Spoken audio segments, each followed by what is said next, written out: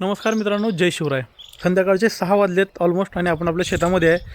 शेतामध्ये बसल्याबरोबर डोक्यामध्ये एक विचार आला की आपण किती गोष्टीचा विचार करतो की माझ्या भूतकाळामध्ये ही गोष्ट माझ्या हातातून निघून गेली, माझ्या भूतकाळामध्ये ती गोष्ट माझ्या हातातून निघून गेली.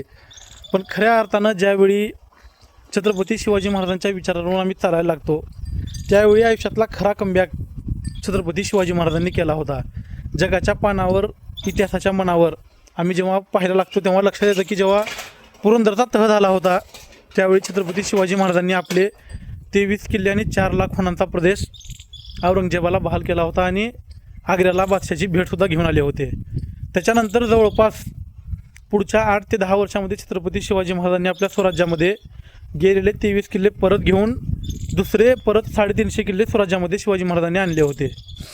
मग या गोष्टीचा आम्ही जेव्हा एक शेतकरी म्हणून विचार करतो त्यावेळेस पाठीमागच्या आमच्या कोणत्या पिकाला भाव लागला, कोणत्या पिकाला भाव लागला नाही, त्याच्यामध्ये खचून जाण्यापेक्षा येणाऱ्या पुढील काळामध्ये आमची वाटचाल कशा पद्धतीने चांगली राहील, कशा पद्धतीनं पुढं आम्हाला पीक उत्पादन चांगलं घेता येईल या गोष्टीचा विचार आम्हाला करून पुढील शेती आम्हाला भरवण्याचं काम आम्हाला या ठिकाणी करायचं आहे.